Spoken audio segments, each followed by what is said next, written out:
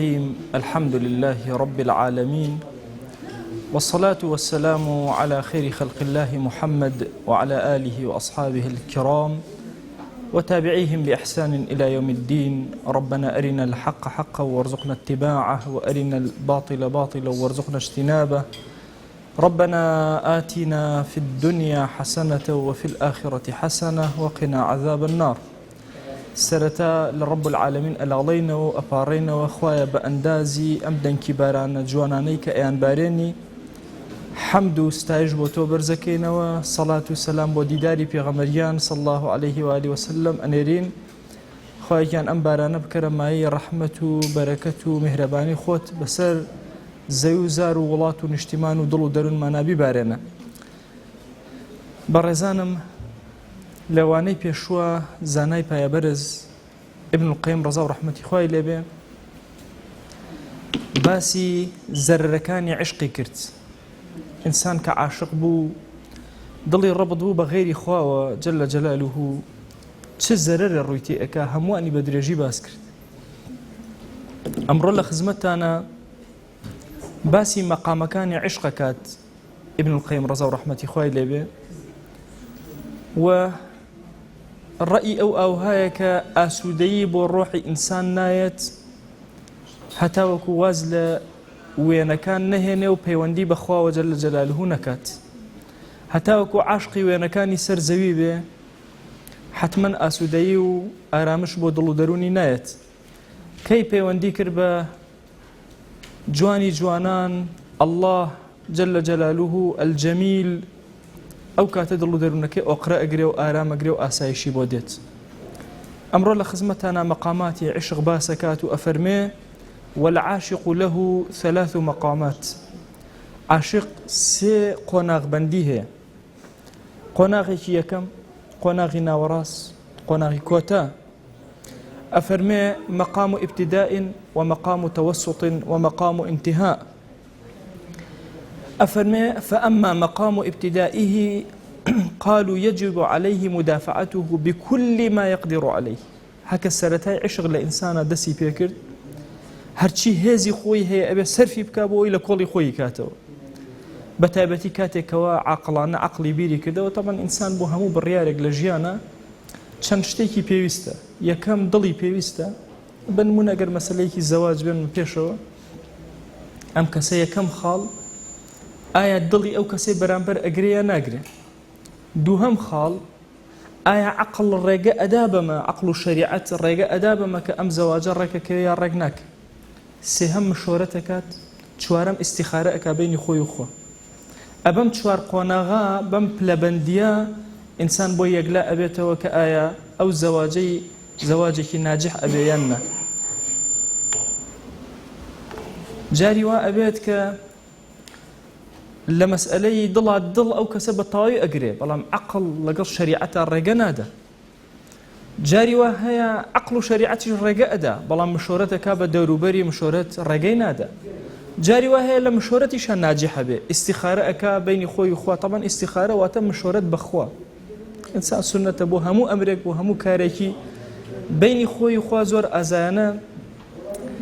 دوور کات نوێژەکات داوا ئەکە لەخە خوایە من نازانم چاوم کوێرە، لاڵم کوێرم، کەڕم، خوایە تۆ خۆت ئەزانی. ئەگەر ئەم کارە بۆ من باشە یا ئیلاهی بۆم سەهلکە باش نییە لێمی دوورخرەوە. ئەمە ئیستیخارەیە. بەم چوار قۆناغاتی ئەپەڕێ. ئەفەرمێ کاتێکەوە ئینسان عاشقە بێ سەرەتای عشق کە دەست پێ ئەکا ئەبێ زۆر وریا بێ. ئەگەر زانی لە ڕووی عەقڵیەوە ناتوانێ بگا یا لە ڕووی شەرعیەوە ناتوانێ بگا بە بەرامبەرەکەی، یەکسەر ئەبێ بوەستێ با دڵیشی داواکە، با دڵیشی هاوارکە. یعنی تەسەور کە جاری وە هەیە ئینسان دڵی هاوارەکە. جارێک بە بیرمە گەنجێک هاتوو پرسیاری ئەکرد بۆ ئافرەتێک، ئەموو ڕۆڵە ئەو ئافرەتە مادام ئەوهایە و خوشکی شیری تۆیە نابێ. ئەو ئاخر ماوەسە بۆچی نابێ؟ ئەم کوڕی خۆمە شەریعەت ڕێگەی داوە کە نابێ. یعنی تەسەور کە جاری وە هەیە دڵ داوای ئەکە، بەڵام شەریعەت ئیبا ئەکە، عەقڵی ئینسان ئیبا ئەکە، ڕای ئەگرێ. ئەفەرمێ جاری وا هەیە دڵ واز ناهێنێ، عەقڵ هەرچی زەجری ئەکە، هەرچی محاولە ئەکە، کۆڵ نادا. وردە وردە ئەچێ بۆ قۆناغی ناوەڕاست و کۆتا. لە عشقا مەسئلەی ناوەڕاست و کۆتا خەتەرێکی زۆر گەورەیە لەسەر ئینسان. یعنی واجبە لەسەری کە لە قۆناغی یەکەم تێپەڕی بۆ قۆناغی دووهەم و سێهەم ئەگەر زمانی ببڕن بە هیچ شێوازی ئەو نهێنەی خۆی نەدرکێنێت، چونکە دەرکاندنی نهێنیەکەی ئەبێتە زوڵم لە بەرامبەرەکەی، دەرکاندنی نهێنیەکانی خۆی ئەبێتە زوڵم بۆ بەرامبەرەکەی. تەمان ئەم بابەتە لە هیچ شوێنە بۆ جوانێ نەمبینەوە کە ئیبن القەیم ڕەزا و ڕەحمەتی خوای لێ باسی ئەکا. وە زۆر کات گەنج و شەباب پرسیارەکان کوڕ و کچێک جاری وایە وعدیان داوە بە یەکتری، کوڕەکە پەشیمانە بێتەوە یا کچەکە پەشیمانە بێتەوە لە وعدەکەی خۆی، ئایا گوناهبار ئەبن یان نا؟ لێرە ئیمامی ئیبن القەیم ڕەزا و ڕەحمەتی خوای لێ بێ ئەفەرمێ لە مەسەلەی عیشقا ئەم دوو کەسە هەر کەسێک لە کەسەکانی تر هەوڵ بدا نهێنیەکی کەسەکەی تر دەربخە، هەوڵ بدا ئیفشای سڕی بکە، هەوڵ بدا بیشکێنێ، بە هەر شێوازێک لە شێوازەکان بە زوڵم لەسەری حسابەکرێ و گوناهبار ئەبێ. ئەفەرمێ عشق خۆی حرامە، هەندێک جار زوڵمیش لەگەڵ یاکۆ ئەبێتەوە بێتە دوو گوناه. ئەفەرمێ وەڵڵا هەندێک جار ئەبێتە سێ گوناه. بۆ چونکە هەندێک جار ئەفەرمێ سوبحان الله کوفر یا شیرک داخڵ ئەبێ لەو مەسئلەیە. بۆیە ئەبێ زۆر بە وریانە لەم بابەتە مامەڵە بکرێ. ئەفەرمێ جاری وا هەیە کەسەکە کە کەسەکەی تری خۆشە پەنا ئەباتە بەر سحر، گوناهی سحریش یێتە بە، گوناهی کوفری سحریش یێتە بە. بۆیە لە مەسەلەی عشقا ئەفەرمێ دەرگایەکی زۆر شەڕ و خراپە لە ئینسان ئەکرێتەوە لە مەسائیلی عشقا کە ئەبێ زۆر زۆر ئاگای لە خۆی بێ، نەهێڵێ لە قۆناغی ئەوەڵەوە بچێتە ناوەڕاست و یا کۆتا، چونکە کە ڕۆشتە ئەو قۆناغە ئیتر ئەنواع جۆری گوناه تەڕاکوم ئەکا لەسەر ئەو کەسە. وە بابەتێکی زۆر گرنگ کە گەنجی ئێمە لێ حاڵی نەبووە لەو مەسئلە ئەوەیە کە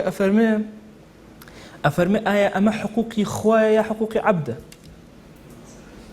بۆ نمونە کەسێک عاشقی کەسێک ئەبێ یەت ئیفشای ئەم سیڕە ئەکا و لای خەڵک باسی ئەکا ئەڵێ فڵان کەسم خۆشەیە بەو شێوازە بەو شێوازە. ئەفەرمێ هیچ شتێک نییە بە ئەندازی ئەمە مافی خەڵکی لەسەر بە، چونکە مافی یەک کەس نییە. بۆ نمونە کوڕێک ئەگەر بەرامبەر ئافرەتێک زۆر لە ناو خەڵکا باسیەوەکە و ئافرەتەم خۆشەیە بۆ شێوازە، ئەبێتە هۆی تەعتیلی زەواجی و ئافرەتە زوڵمی لێ ئەکە. خزم و کەسوکاری ئەم ئافرەتە کە عیبدار ئەبن زوڵم لە هەر هەمویانەکە، ئەفەرمێ لە ڕۆژی قیامەتە هەر هەمویان خەسمی ئەم کەسن و لە بەرامبەر ئەم کەسە ئەوەست. بۆیە بابەتی عشق ئەبێ زۆر بە وریایی کەسی موسڵمان هەنگاوەکان بەرامبەری بنێ کە زانی سەرەتای ئەم کارە دروست بووە یەکسەر عەقڵ و شەریعەتی خۆی بێ. پەناگرتن بەخوا وەکو دەرسەکانی پێشوو باسمان کرد باشترین چارەسەرە بۆ دەوای عشق. بۆیە کاتێک کە ڕەب العالەمین باسی یوسف عەلەیهی السەلامی بۆ کردین کە ئەگەر بورهانی خوا نەبوایە لەولا ئەن ڕەئا بورهانە ڕەبیه کەذالک لنەصرف عنه السوء والفەحشاء. ئەفەرمێ ئێمە بۆ ئەوەی سوء و فەحشاءەکەی لەسەر لابەرین، واتە مەگەر خوا جەل جەلالوه خۆی دائی عشق چارەسەرکە. بۆیە هەر یەکێک لە ئێمە ضرورە بەوەی کە ئاگای لێبێ نەکەوێتە ناو ئەم زوڵمانەوە. ئەفەرمێ ئەدنا شوبهە لەم مەسئلە ئەڕوا بەرەو خراپەکاری زۆر گەورە. هۆ ئەو کەسێک کە عاشقی وێنەکان بووی، عاشقی سوەر و ڕەسمەکان بووی، دڵت بێنەرەوە بەرەو لای خوددا ئەگەر ناتیا ئەچی. ئەفەرمێ زۆر کات خەڵکی تووشی گوناهێکی زۆر گەورە ئەبێت لە مەسئلەی بینینی دوو کەس پێکەوە یا قسەکردن لەسەر عشقی دوو کەس. ئەفەرمێ چەندێ عاشق و معشوق هەردووکیان گوناهبارن، جاری وایە خەڵک ئەوەندە گوناهبارە بێ، گوناهی ئەم خەڵکەش زۆر کات ئەکەوێتەوە سەر و عاشق و معشوقەکان. سبحان الله. ئەفەرمێ بیرکەنەوە خۆشەویستترین ئافرەت لای پێغەمبەری خوا صلی الله علیه و آله وسلم دایکمان عائشە. ئەفەرمێ جارێک عەمری کوڕی عاص، طبعا عەمری کوڕی عاص داهیە عەرەب، پیاوێکی زۆر گەورە، دامەزرێنەی میسر و مەلیکی میسر. ئەفەرمێ هاتمە خزمەت پێغەمبەری خوا صلی الله علیه و آله وسلم، کارێکی پێ سپاردم و زۆر چاک جێبەجێم کردبوو. ئەڵێ لە خزمەتیا فەرموو و چوومە خزمەتی و پرسیارم لێ کرد، وتم یا رسول الله صلی الله علیه و آله وسلم کێت زۆر زۆر خۆشەوێ؟ ئەڵێ یەقینم هەبوو کە ئەڵێ تۆ. ئەڵێ تەواو گومانم نەبوو چونکە ئیشێکی زۆر گەورەم جێبەجێ کردم. ئەڵێ فەرمووی عائیشە. ئەڵێ وتم بەخوا شتەکە دیارە قسەکەم جوان نەکە، وتم من الرجال لەناو پیاوەکانە. فەرمووی ئەبووها باوکی عائیشە. سبحان الله. دەی ئەم ئافرەتە بیرکەنەوە ئەمەندە خۆشەویستە لای پێغەمبەری خوا صلی الله علیه و آله وسلم. و ئەمەندە بەڕێزە و خەڵک بە دایکی خۆیان بانگی ئەکەن. تامان خصوصیەتی خێزانەکانی پێغەمبەری خوا صلی الله عليه و سلم خصوصیەتێکی زۆر تایبەتە. خصوصیەتەکە لە ئاستێکەیە کە ئەفەرمێ هەر کەسێک یعنی بەرامبەر بە دایکی ئیمانداران خەلەلێک بەحاڵ بە دڵ یا بگوزارێ بە گوناهی کەبیرە لەسەر حیساب بکرێ. ئەگەر خەلەلێ بەرامبەر بە دایکی ئیمانداران بەحاڵ بە خەیاڵ یا بگوزارێ بە گوناهی کەبیرە لەسەر حیساب بکرێ. لە دوای پێغەمبەری خوا صلی الله عليه و سلم هیچ کەسێک بووینەوە ئافرەتانە بخوازێتەوە. دەی کاتێک کە بینیان لەگەڵ سەفوانی کوڕی معەطەلە هاتنەوە پێکەوە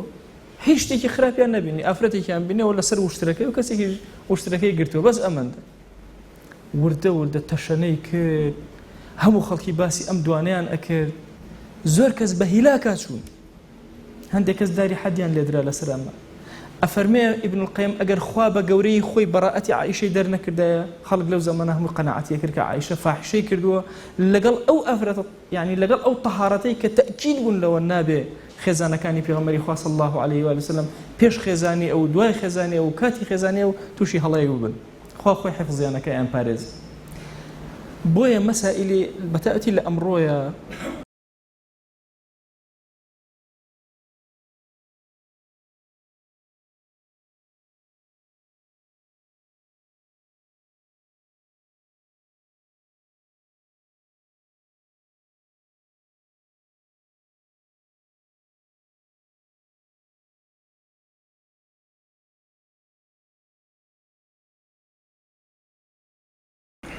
ئەم بابەتە زۆر ئەبێ بە هەستیارانە مامەڵەی لێکرد.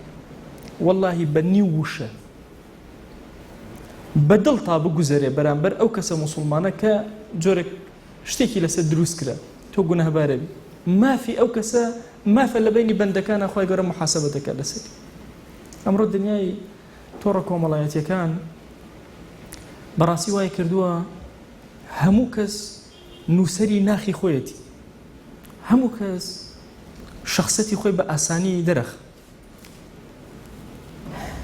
عەبدولمەلیکی کوڕی مەڕوان پیانوت بۆچی زوو پیر بووی؟ فەرمووی شەیەبەنی سعود المەنابر، سەرکەوتن بەسەر منبەرە پیری کردی، چونکە هەموو جارە عەقڵی خۆمە قسە دەستی خەڵک، قسەکانی خۆم ئەوەی لە دڵما بۆ هەمووم هەڵ ئەڕژت. ئەمە زۆر زەحمەتە، پیری کردم. ئەمڕۆ ئەزانی خستنە عەقڵی خۆت خستنە سەر شاشە و پیشاندانی خەڵکی زۆر زەحمەتە. ئەو کاتە گەورە و بچووک سەیریەک بەبیرمە یعنی وشەوەکو خۆی ناگا وتارێکمدا باسی مهمەی خەتیبم کرد لە کۆڕێکا بوو، دیار و هجومێکی زۆر کرایە سەر خەتیبەکان، منش باسی گرنگی کاری خەتابەتم کردوتم کاکە خەتابەت زۆر زەحمەتە. تم دوای ئەو هەموو ساڵە دیراسی خەتابەت جارێک لە کۆڕێکە بانگیان کردبووم سێرم کرد پڕە لە مناڵە، نەمەزانی لەکوێوە لەگەڵ ئەم مناڵان دەست پێ بکەم، هەموویان قسەیان نەکرد، هەموو جوڵەجوڵیان نەکرد، چۆن سەرنجیان ڕاکێشم تا کەلیمەکەیان پێ بڵێم. طبعا وتارێکی زۆر ناجح بووە الحەمدولله. دوای خەڵک هیچ ئەمەی نەئاگای لە وتارەکە بوو چی بووە چۆن بووە چی، بەس ئەم کەلیمە هەموویان لەسەر جا ماوەسە تۆ بۆ ناتوانێ قسە بۆ مناڵکەی، هەموو قسەکان لەسەر ئەو فۆکسی و خەریب و ئەسڵی وتارەکەەوە لەبیر چێتەوە لەبەر ئەوە. بۆ چونکە هەر کەسە یەت لە نەزەری خۆیەوە تێڕوانین ئەکا، کامیلی قەزەکەی لەلای نییە. ئەمڕۆ ڕۆژی بەڕاستی ئەوەیە کە ئینسانی موسڵمان بگەڕێتەوە، عەقڵی بخاتەوە، دینی بخاتەوە گەڕ. زۆر طەبیعی ئێمە بۆچی لە شەریعەتە 4 شاهید دانراوە، 4 شاهید ئەبێ بە چاوی سەری خۆیان زیناکە ببینن، یەکەیەکە بێن شاهیدی بدەن لە بەردەم حاکمە، ئەهلی عەدل بن، ئەگەنا شاهیدەکان هەر لێ وەرناگیرێ لە ڕێوە، ئەبێ کۆبنەوە یەکەیەکە ئینجا شەریعەت بڕیار ئەدا ئەم کەسە زینای کرد. ئەی تەنها بە وتنی قسەیەک و بە دانانی وێنەیەک و بە گرتە ڤیدۆیەک و نازانم ئەم شتانە ئەمڕۆ ڕۆژێکی زۆر خەتەرناکە. کافریش ئەزانێت چۆن خەڵک چونکە ئینسان طەبیعەتی ئەوەیە بە کاری شەهەوانی لە چکەچێتە ئاستی ئاژەڵیەوە و زۆر یەتە خوارەوە، ئەبێ ئینسان زۆر بە وریانە مامەڵەکە، ئەگەنا کافریە لەم ڕێوە هەمومان بە هەدەرە ئەبە. زۆر طەبیعی ئەنواع شت بۆ ئەنواعمان دروستەکە. ئێمەی موسڵمان چۆن بەرهەڵسکاری ئەمە ئەکەین؟ لەو ئەچێت دەیان دەستگا کار لەسەر ئەمەکە، شکاندنی خەڵکی مسلمان دروستکردنی فتنە لەناو مسلمانانە بۆ عائیلەیەکی گەورە هەمووی بێڕێز ئەبێ ئەنواع مەشاکل دروست ئەبێ جاری وهەیە قەتڵی تێ ئەکەوێت ابن القيم ئەفەرمێ والله گوناهی ئەو قەتڵە ئەگەڕێتەوە سەر عاشق و معشوقەکە جاری وهەیە ئەگەڕێتەوە سەر ئەو کەسەی یەکەم کەس ئەم دوانەی بینی و قسەی کرد سبحان الله بۆی ئەم بابەتە دنیایە زوڵم تایە ئەوە تەڕاکومی کردووە بۆی ئەفەرمێ فریای خۆتکەوە لە ئەوەڵەوە ڕاگرە ئەگەر ناگەیشتە قۆناغی دووهەم و سێهەم زمانت بگرە چونکە ئیتر بابەتەکە لەوە دەرئەچێت کە تۆ مەسەلەن بڵێ قسەیەک ئەەکەم و ئەم قسەیە کەس پێی نازانێ کوردەواری و تویانە قسە کەوتە دانێ ئەکەوێتە شارێ هەر کاتێکت زانی ئەم وشەیە بڵاو بوویەوە ماڵێک کەسێک جاری وایە کۆمەڵگەیەک جاری وایە عەشیرەتێکت لەکەدار کرد وەرە ئەمانە هەموویان خەسمی تۆن لە ڕۆژی قیامەتە فەرمایشتێکی هێناوە ابن القیم ڕەزا و ڕەحمەتی خوای لێبێ ئەفەرمێ سبحان الله لە ڕۆژی قیامەتە خوای گەورە یەکێک لەو عەبدانە ئەهێنێت کە مافی بەسەر کەسێکی ترەوە هەیە پێی ئەڵێ ئەوە فڵان کەسە مافی لەسەرتە ڕیوایەتەکە چەند ڕیوایەتێکە بەس یەکێکیان کە زۆر سەرنجی ڕاکێشاوە سبحان الله ئەفەرمێ ماشئت هەرچی ئەتەوێت لە چاکەی ئەو کەسە هەڵیگرێت مادام ئەو زوڵمەی لێ کردووی لە دنیا بۆیە ئینسان خەمی خۆی بخوا جاری وهەیە بە ناوی نوسحەوە بەخوا جاری وهەیە بە ناوی چاکەکاریەوە بە ناوی ئەوەی کە دڵسۆزی بۆ کەسەکە دەرەبڕی کەشی کەسەکە ئەەکەیت و حیا و سمعی کەسەکە ئەشکێنی ئەنواع جۆری گوناه لەم بابەتا کۆ ئەبێتەوە یەکێک لەو گوناهانەی کە لە مەسەلەی عشقا کۆ ئەبێتەوە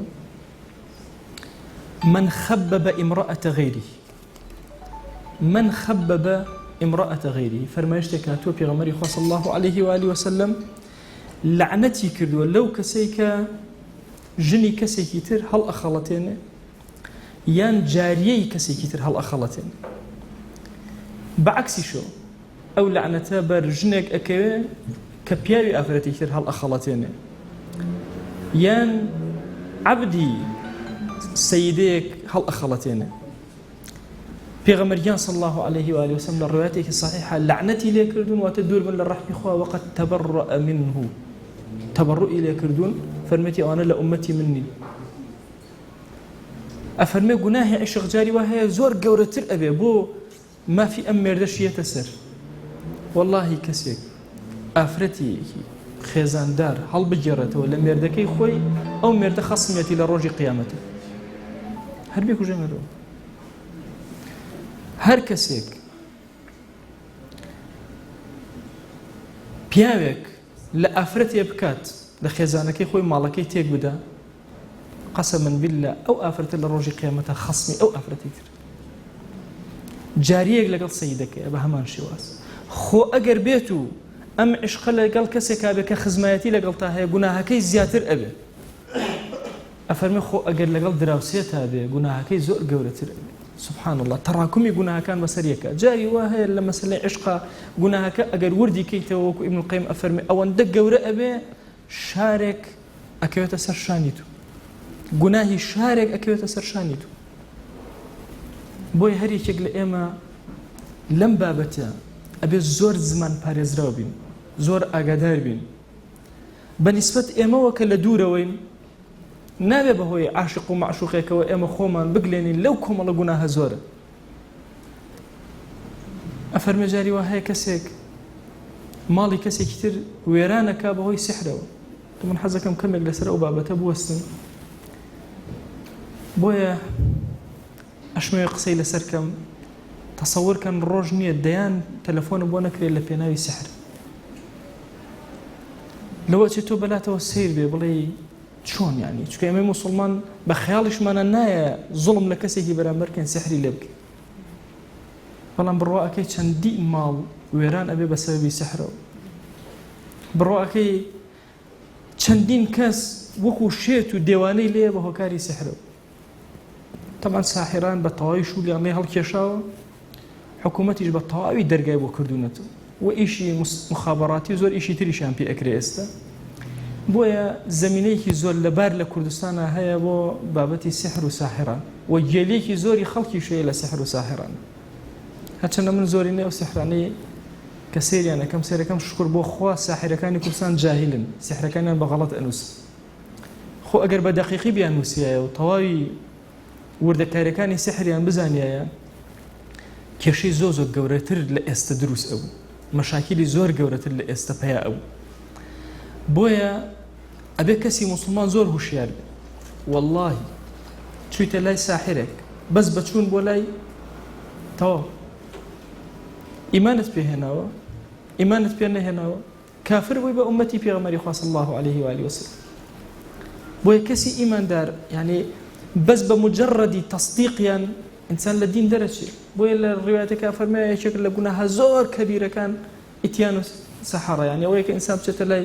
ساحرەکان بەس بە مجرەدی سەردانیکردنیان ئەی تەصدیقکردنیان ئەی بڕوا پێبوونیان ئەی ئاعتیماد خستنە سەریان ئەی کردنی سحرەکە بۆیە لە شریعەتی ئیسلامیە حکمی ساحر کوشتنە بۆچی حکمی ساحر کوشتنە چونکە ساحر ئەبێتە سەبەبی قەتڵی ناس لەوە چێ بەهۆی سحرێکەوە عائلەیەک تێک بدە ئافرەتێ بکوژرێ پیاوێ بکوژرێ بۆیە لە شریعەتە حکمی بۆ دانراوە بە کوشتن حتى لە هەندێک ڕیوایەتە ئەفەرمێ لە ناوەڕاست ئەکرێ بە دوولەتەوە لە هەندێک مەذاهیبە ڕەئیان ئەو هەیە بۆ چونکە ئەوەندە حکمێکی قورسی لەسەر دانراوە بۆ چونکە کە ئەو کارەی کە ئیکا کارێکی زۆر خەتەرە هەستی ئینسانەکان خەیاڵی ئینسانەکان شعوری ئینسانەکان دەستکاری ئەکەن و ئینسان خۆی گەورە لە دوو شتە ئازادی ڕەهای داوەتی خەیاڵت ئازادی قسەکردنت ئازادی چۆن خەیاڵەکەی بیک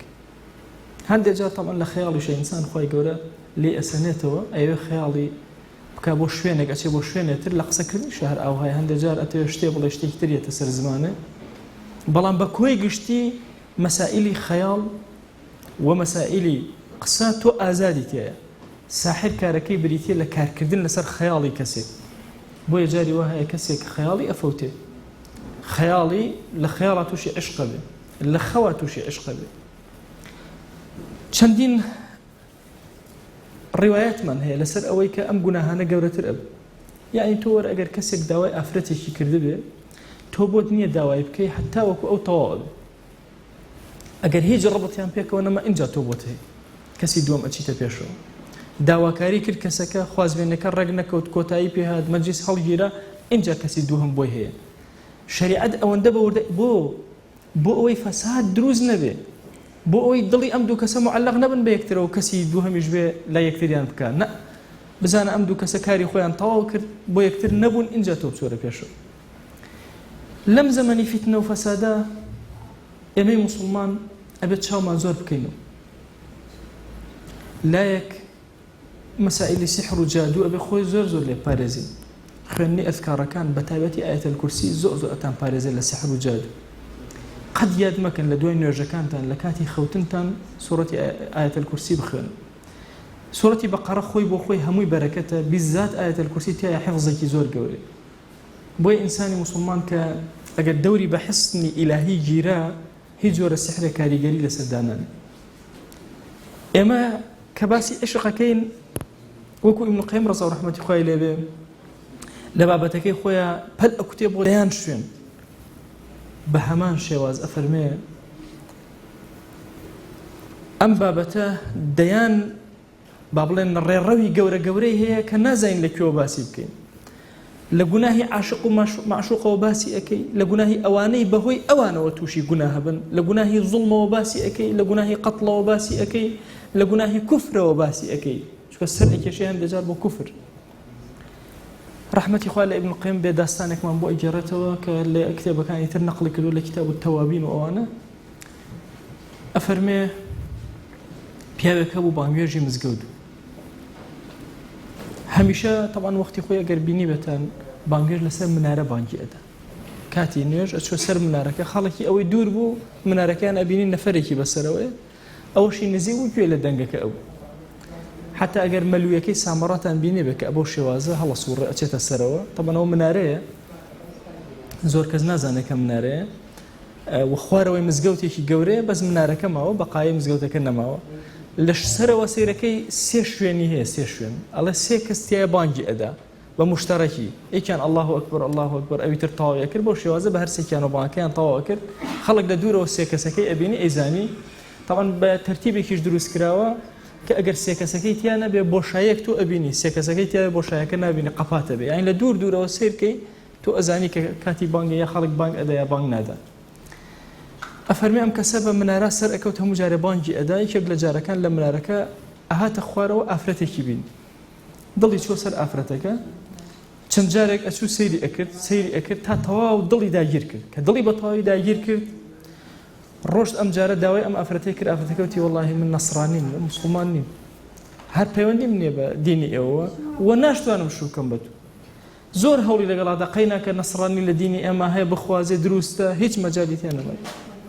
لە دوایە ئافرەتەکە پێوت ئەگەر بیتە سەر دینەکەی من احتیمالی ئەوە هەیە کە بتوانم شوت پێ بکەم ئەم کەسە بڕیاریدا کە بێتە بچێت سەر دینی نەسڕانی لە پێناوی ئافرەتێک ئەڵێ چوو سەر دینی نەسڕانی وتیان ئێمە بەم شێوازە قبوڵ ناکەین ئەبێ بیتە شوانی بەرازەکانمان و عارەقشمان بۆ دروستکەی ئینجا کچەکەت ئەدەینە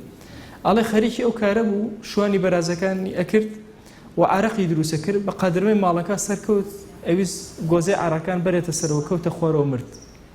ئەفەرمی خەسیرە الدنیا والآخرە ئیبن القەیم لە پێناوی عشقێکی کاتی سوورەتێکی کاتیە زۆر شتی لەدەستدا لە هەمویان گرنگتر دینەکەی خۆی لەدەستدا بۆ نەسڕانی لە پێناوی ئافرەتێکە کە دواتریش ئافرەتەکەی بۆ نەبوو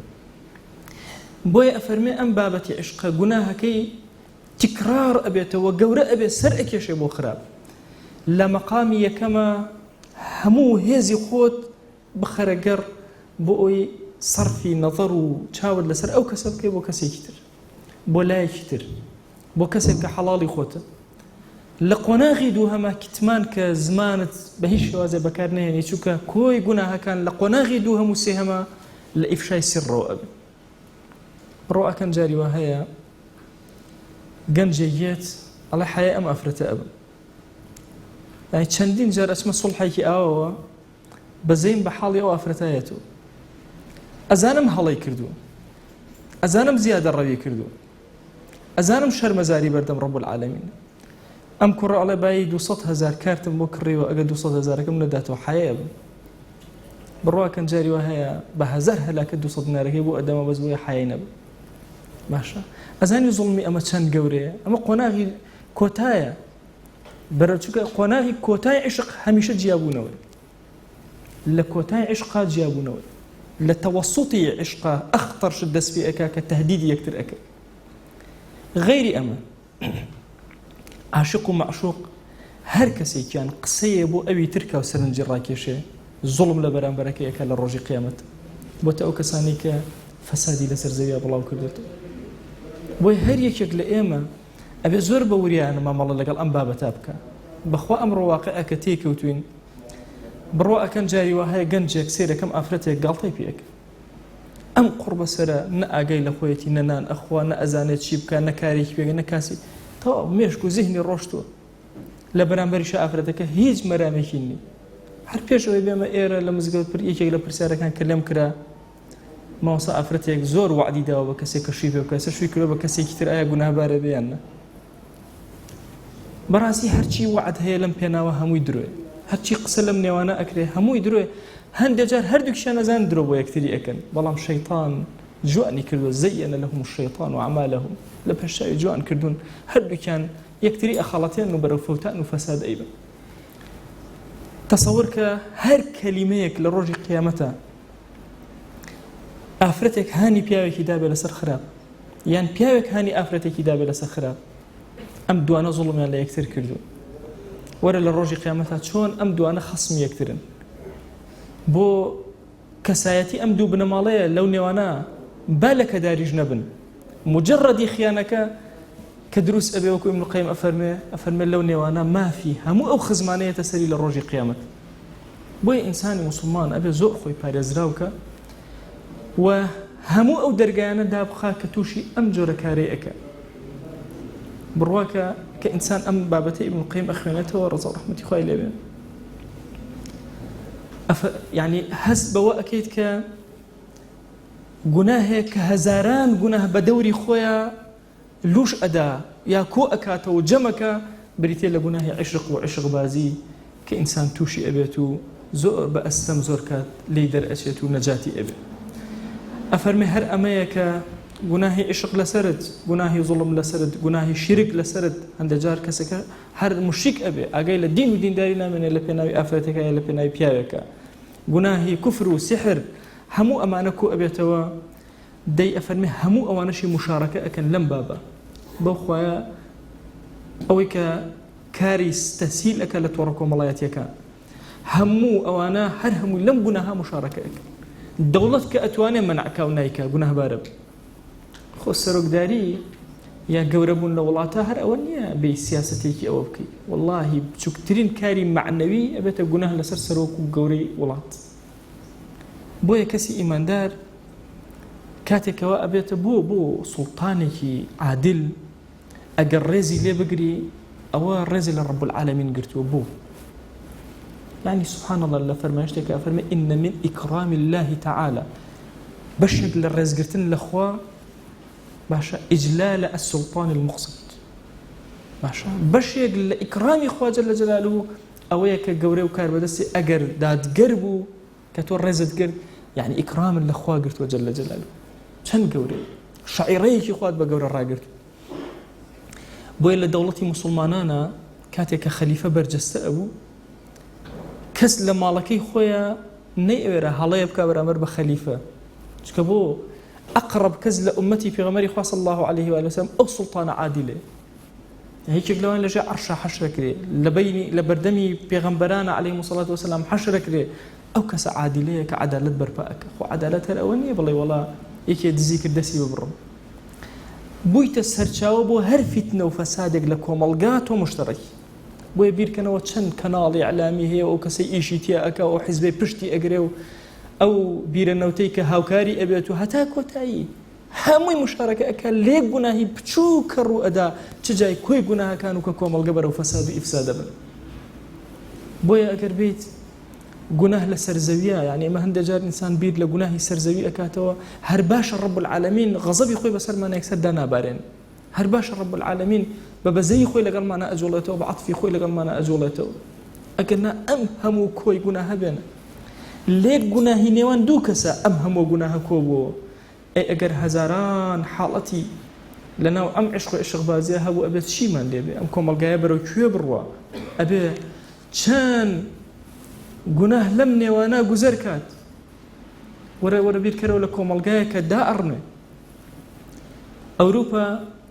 هەمیشە ویستوێتی نەخۆشیەکانی خۆی نەقڵکە بۆ جیهان. ئیتر نەخۆشیێکی کۆڕۆنا بێ کە نەقڵیەکە بۆ هەموو جیهان، یان نەخۆشیێکی ئایدز بێ، یان نەخۆشیێکی عشق و عشقبازی و داڕمانی حەضارەتی وڵاتێک بێ. زۆر طەبیعیە، چونکە ئەو نایەوێت تۆ هەستیتەوە تۆ حاکم و سەییدی سەرزەوی بی. ئەو بۆ خۆی و بۆ کۆمەڵگەی خۆی دڵسۆزی نییە، ئێستا بۆ تۆ دڵسۆزیە بی. ئەو زۆر بەلایەوە ئاسان ئومەتێک بکوژرێ بتفەوتێ، کێشە و مەشاکیل هەبێ، بۆی تۆ لەسەر پێی خۆت دانەمەزرێت و نەتوانی بەرەنگاری ئەو بکەیتەوە ڕۆژێک لە ڕۆژە. دەی ئەفەرمێ هۆ ئەو کەسێک کە عاقڵی نەکەی بهێڵی دڵت تووشی عشقی وێنەکان ببێ. بەخوا ئەگەر توش بووی ئەنواع مەفاسید و مەظالیم بەسەرتەوە کۆ ئەبێتەوە. ئەو کەسەی کە زیادە ڕەوی لەم بابەتا کرد نفسی خۆی فەوتان و لەو کەسانە حساب کرا خەسیڕوا ئەنفوسەهم لە ڕۆژی قیامەتایەکێکی لەوانەی کە نفسی خۆت خەسارەت کرد. دەی ئاگات لێ بێ مامەڵەت لەکرد بابەتی عشقا مامەڵی عەقڵ بێ، مامەڵی دڵ نەبێ. دڵ بە هەموو شتێکەوە ئەنیشێ. حتا ابن جەوزی بەغدادی ئەفەرمێ ئەگەر پیاوێک بێنی هەموو کچی بەغدای بدەیتێ، کچێکی غێرە بەغایی بینی شوێنی ئەکە طبیعەتی پیاو. ئەفەرمێ وەرە لەسەر حەڵاڵی خۆت بوەستە با چێژی حەڵاڵەکەت لێ نەسەندێت. یەکێک لەو کێشانەی کە ئەمڕۆ پیاوان تێکەوتون یان ئافرەتان تێکەوتون، چێژ لە هاوسەرەکەی خۆی ناگرێت، چێژ لە حەڵاڵەکەی خۆی وەرناگرێت. هۆکارەکەی چییە؟ ئەوەندە سەیری وێنەی حەرامی کردووە چێژ لە حەڵاڵەکەی خۆی وەرناگرێت. بۆیە هەز ناکا کە خێزاندار بێ، هەز ناکە شتێکی ئارامی کاتەوە. پێغەمبەری خوا صلی الله عليه و آله وسلم لە مەجلیسێکە دانیشتە بوو هەستا ڕۆشت و گەڕایەوە کە هاتەوە قژەکانی تەڕ بوو، قژی مبارەکی ڕیشی مبارەکی تەڕ بوو. ئەبوو هورەیرە ئەفەرمێ پرسیارم لێ کرد یا رسول الله صلی الله عليه و آله وسلم بۆ قژت تەڕە؟ لە ڕوایەتەکە ئەفەرمێ مرت بي فلانة فوقع في نفسي ما وقع في نفس الرجال. فڵانە ئافرەت تێپەڕی، ئافرەتێک لە ئافرەتەکان، شتێک لە خەیاڵ و زیهن و زادەی منە دروست بوو، ڕۆشتمە لای خێزان و هاوسەری خۆم و خۆم شۆرد و گەڕام وڵات. تەسەوور کە عیلاجێکی زۆر بەهێز کە پێغەمبەری خوا صلی الله عليه و آله وسلم ئەیدا بە ئینسانیەت کە گەڕانەوەی بۆ لای خێزانەکان و دروستبوونەوە تۆکمەبوونەوەی ماڵەکانە. ئەی ئێمە ئەمڕۆ کە چێژ لە ماڵەکان و لە حاڵی خۆمان وەرناگرین، هۆکارەکەی ئەم چاوبەرەڵایەیە کە دەستمان پێ کردو. بەڕاستی ئینسانی مسلمان ئەبێت چاوەکەی پارێزراوە بێت تا دڵی پارێزراوە بێت، دوای دڵی ئەبێ ئاگای لە عەقڵی بێ، عەقڵی پارێزراوە بێ، عەقڵی لەدەست نەدا. چونکە لە دوای دڵ سەرەی هۆش و عەقڵت دێ کاتێک ئەزانی لە دەستی ئەدەیت و نامێنێت.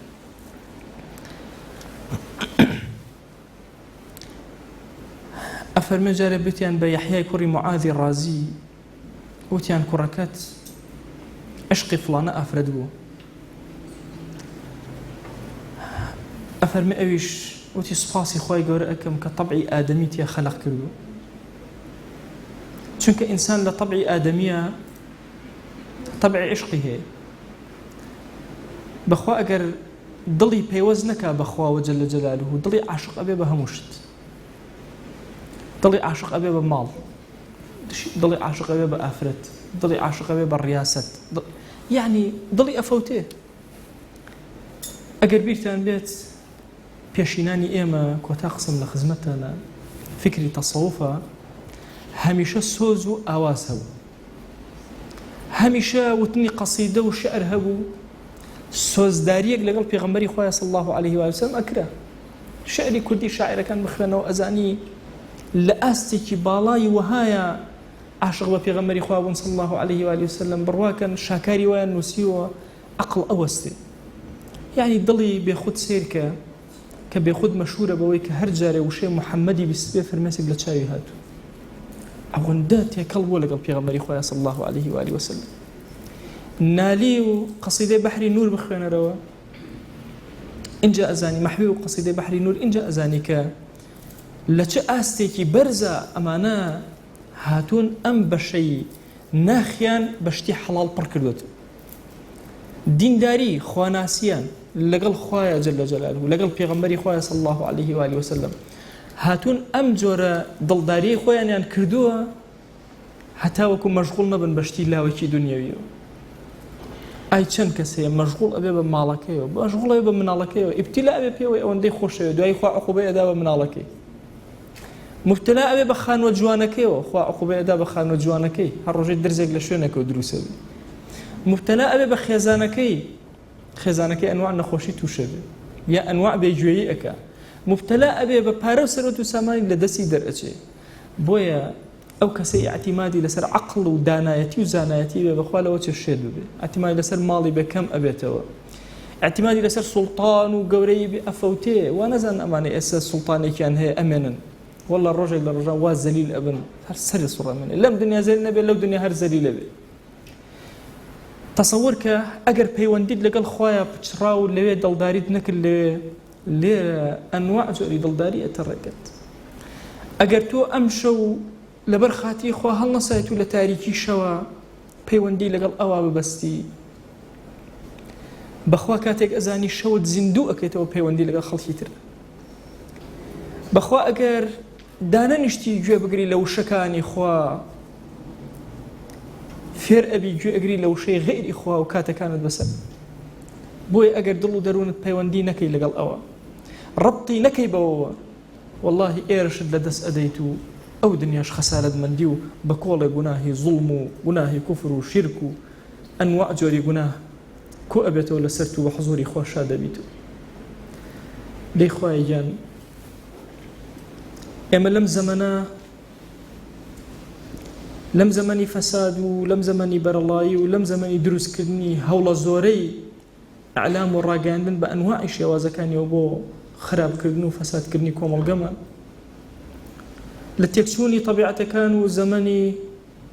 نەمانی حەضارەتی ئیسلامی لەناو طەبیعەتەکانمانە بەو پەڕی زەلیلیەوە یا ئیلاهی دەستی خۆمان بۆ تۆ بەرزەکەینەوە دڵی خۆمان ڕوو ئەەکەینە تۆ و هاوار لە تۆ ئەکەین یا ئیلاهی تو گەورەی خۆت لە هەرچی گوناهێ کردومانە لێمان ببوورە خۆی گوناهێ بە زمانمان هاتووە عەفومان کرد گوناهێ بە چاومان کردومانە عەفومان کرد پەروەردگارە گوناهێ بە گوێکانمان کردومانە عەفومان کرد گوناهێ بە دڵمانە گوزەری کردووە خۆی عەفومان کرد گوناهێ بە خەیاڵمانە گوزەری کردووە عەفومان کرد گوناهێ بە دەست کردومانە عەفومان کرد گوناهێ بە قاچ کردومانە عەفومان کرد گوناهێ بە داوێن و عەورەت کردومانە عەفومان کرد یا ربی خۆی داوات لێ ئەکەین ئەم کۆمەڵگایەمان پاک و طاهیر کەرەوە یا رب العالمین فەساد و خراپەکاری تیا مەهێڵە زوڵمی تیا مەهێڵە یا رب العالمین یا ربی خۆی داوات لێ ئەکەین ئەوەندە حەڵالمان بدەرێ محتاجی حرام نەبین یا ربی خۆی چاومان تێرکە بە حەڵاڵی خۆمان یا ئەکرەم الئەکرەمین یا ربی خۆی داوات لێ ئەکەین بە ناوی جوانت وە صیفەتی بەرزە بە ئیسمی عەظەمت دەرگاکانی خەیر بەسەرمان ئابکەرەوە یا رب العالمین یا ربی خۆی گیان ئەوانەی تووشی دای عیشق بوون بەهانەیانەوە و ڕزگاریان کە یا رب العالمین عەقڵ و هۆشیان بخەرەوە شوێنی خۆیان یا رب العالمین یا ربی خۆی داوات لێ ئەکەین گوناهێ بە ئاشکرا کردومانە عەفومان کرد گوناهێ بە پەنهان کردومانە عەفومان کرد گوناهێ بە زانینەوە کردومانە عەفومان کرد گوناهێ بە نەزانی کردومانە عەفومان کرد یا ربی خۆی گیان بەزەی و ڕەحمەت و کەڕەمی خۆت بەسەرمانە ببارێنە لێ خۆشبوونی خۆت بەسەرمانە ببارێنە خۆی داوات لێ ئەکەین لە گوناهی دایک و باوکمان ببوورە خۆی لە گوناهی براو خوشەکانمان ببوورە لە گوناهی خێزان و هاوسەر و مناڵمان ببوورە لە گوناهی حەبیب و خۆشەویستانمان ببوورە لە گوناهی هاوڵ و ڕەفیقانمان ببوورە لە گوناهی مامۆسا و قوتابیمان ببوورە یا ربی خۆی لە گوناهی مردوەکانمان ببوورە خۆی گیان لە ئومەتەکەی پێغەمبەری خوا صلی الله عليه و آله وسلم مردوویەکی زۆر هەیە کەس نییە دوعایان بۆ بکە خۆی ئێمە لێرەوە دەستی زەلیلی بۆ تۆ بەرزەکەینەوە خۆی لە گوناهی هەمویان ببوورە عفو بەسەر هەمویانە ببارێنە لێ خۆشبوونی خۆت بەسەر هەمویانە ببارێنە یا ربی خۆی داوات لێ ئەکەین بە ناوی جوانت بە صیفەتی بەرزە بە ئیسمی عەظەمت ئارامی بخەرە دڵمان ئاسایش بخەرە ماڵمان ڕۆحمان ئاسوودە و ئارام کەی یا رب العالمین وڵات و نیشتیمانمان ئارام کە خۆی ئومەتی پێغەمبەری خوا صلی الله عليه و آله وسلم ئارام کە یا ربی خۆی گیان داوات لێ ئەکەین ڕەحمەت و کەڕەم و بەزەی خۆت بەسەرمانە ببارێنە عفو و عافیەتی خۆت بەسەرمانە ببارێنە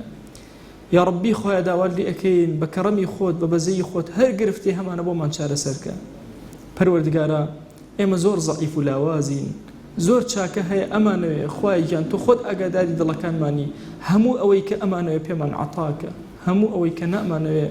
یان خراپە بۆمان یا رب العالمین لێمانی دوور خەرەوە یا ئەکرەم الئەکرەمین یا ربی خۆی گیان ڕەزامەندی لە دڵ و دەروونمانە دروستکە همت بەرزی لە ئەخلاقمانە دروستکە یا ربی خۆی علممان زیادکە عملمان زیادکە دامان مەزێنە لەسەر خواناسی یا رب العالمین یا ربی خۆی فەسادمان لێ دوور خەرەوە یا ئەکرەم الئەکرەمین یا ربی خۆی خۆمان و خزم و کەس و کار و ناسیا و خۆشەویستانمان خۆی لە فەساد و پارێزە یا رب العالمین یا ربی خۆی گیان ئەم عەبدانەی تۆ یا ئیلاهی ئەوەی کە ئاگای لێمانە پەروەردگارە ئەوەی لەگەڵمانە دائنیشە لەم دەرسانە هەر یەک و کۆمەڵی مەشاکیلی زۆرمان هەیە خۆی هەمویان بۆ لای تۆ بەرزەکەینەوە تۆ زۆر دەوڵەمەند و ئێمە زۆر هەژار خۆی تۆ خۆت سەرپەرشتی کارەکانمان بکە مەمان دەرە دەستی خۆمان یا ئەکرەم الئەکرەمین کارەکانمان بۆ سەهل کە یا ئەکرەم الئەکرەمین یا ربی خۆی داوات لێ ئەکەین بە ناوی جوان بە صیفەتی بەرزە بە ئیسمی عەظەمت ئەم کۆمەڵگایەمان بەرەو باشترین کۆمەڵگا بە یا رب العالمین یا ربی خۆی هەرزانی فەڕەحی بەرەکەت بەسەرمانە ببارێنە یا ربی خۆی گیان داوات لێ ئەکەین ناز و نیعمەتەکانی خۆتمان لێ مەگرەرەوە یا ئیلاهی ناز و نیعمەتەکانمان بۆ زیاتر کە بۆمان تەواو کە بۆمان کامل کە یا ئەکرەم الئەکرەمین یا ربی خۆی گیان ئێمە ئەمانەوێت سڵاومان بگەێنینە پێغەمبەری خوا صلی الله عليه و آله وسلم خۆی لێت ئەپاڕێنەوە لێت ئەلاڵینەوە سڵاوی ئێمە بگەینە پێغەمبەری خوا صلی الله عليه و آله وسلم یەک ناومان لە خزمەتیا بێنە یا ئەکرەم الئەکرەمین یا ربی خۆی بمان گێڕە لەو کەسانەی کە پێغەمبەری خوا صلی الله عليه و سلم لیان ڕازی ئەبێ بمان گێڕە لەو کەسانەی کە خۆشەویستمان محەممەد المستەفا حەز بە بینینیان ئەکا یا ئەکرەم الئەکرەمین خۆی بمان گێڕە لەو عەبدانەی کە لە خەوا بە خزمەتی پێغەمبەری خوا صلی الله عليه و آله وسلم شادە بن خۆی بمان گێڕە لەو عەبدانەی کە ژیان و گوزەریان لە خزمەتی ئەوە ئەبێ یا ئەکرەم الئەکرەمین یا ربی خۆی گیان دڵمان پڕکە لە خۆشەویستی ئەو بێ ئاگامان کە دڵداریەکانی دنیا یا ئەکرەم الئەکرەمین عشق لە ناخمانە مەهێڵە تەنها بۆ خۆشەویستانمان نەبێ پەروەردگارە داوات لێ ئەەکەین عشق لە دڵمانە تەنها بۆ خۆت و بۆ پێغەمبەرەکەت و ئەولیا و صالحین بهێڵەرەوە یا ئەکرەم الئەکرەمین خۆی داوات لێ ئەەکەین بە ناوی جوانت بە صیفەتی بەرزە بە ئیسمی عەظەمت ئەم کەلیماتانەی لەم کتێبە لە خزمەتیان نابووین یا ربی خۆی لێمان قبولکە بیکەرە چرای ڕووناک بۆ ژیانمان بیکەرە چرای ڕووناک بۆ ناو گۆڕمان بیکەرە شەفاعەتکاری ڕۆژی مەحشەرمان یا ربی خۆی زمانمان کولە لە دوعایە پەروەردگارە بە زمانی پێغەمبەری خوا صلی الله عليه و آله وسلم دوعا ئەکەین یا ربی خۆیە هەر چاکەیەک لە هەموو ژیانیا پێغەمبەریان صلی الله عليه و آله وسلم داوای لێ کردو ئێمەش داوات لێ ئەکەین و پێمان ببەخشە هەر خراپەی ئەو خۆشەویستەمان لە هەموو عمریا پەنای پێگرتووی ئێمەش پەنات پێ ئەگرین و پەنامان بدە یا رب العالمین وصلى الله على سيدنا محمد وعلى آله وصحبه وسلم تسليما كثيرا أبدا إلى يوم الدين خوي قول لقناهي من يشيء وجبوري وخوي قول بزي خوي بسرمانا بارن